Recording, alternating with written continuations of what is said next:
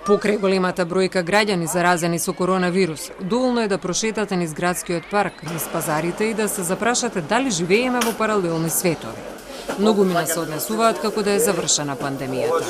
Загрижувачки се сликите кои граѓаните ги споделуваат на социјалните мрежи. Прослави, дружења, групирање по паркови, без да се почитуваат мерките за кои со месеци се апелира. Токму затоа Комисијата за заразни болести се одлучи за средба со градоначалниците, која требаше да се одржи денес, но е презакажана за во понеделник.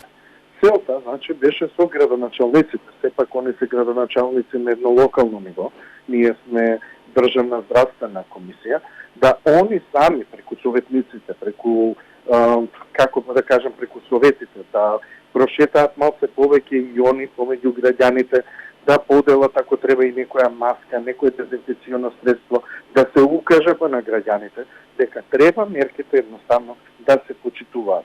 Градоначалникот на Центар со своји предлози.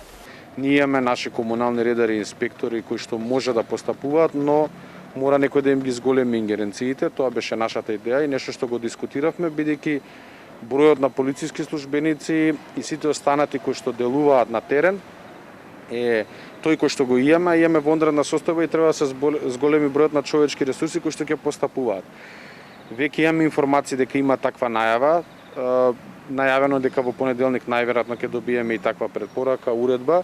За градоначалникот на Чаир, Висар Ганил, каде бројот на дијагностицирани со COVID-19 е навистина загрижувачки. Сепак градоначалниците не се тие кои се надлежни да санкционираат. Сите тие новости или препораки ние сме гледале, да ги аплицираме. Ни пазарниот инспекторат, ни УЈП, ни полиција, локалната власт не ја менаџира. И освен што може да направиме да апелираме, освен каде што има случаеви што слушаме дека во некој влез се појавувал некој со позитивен да е, ние идеме влезовите да ги дезинфекцираме.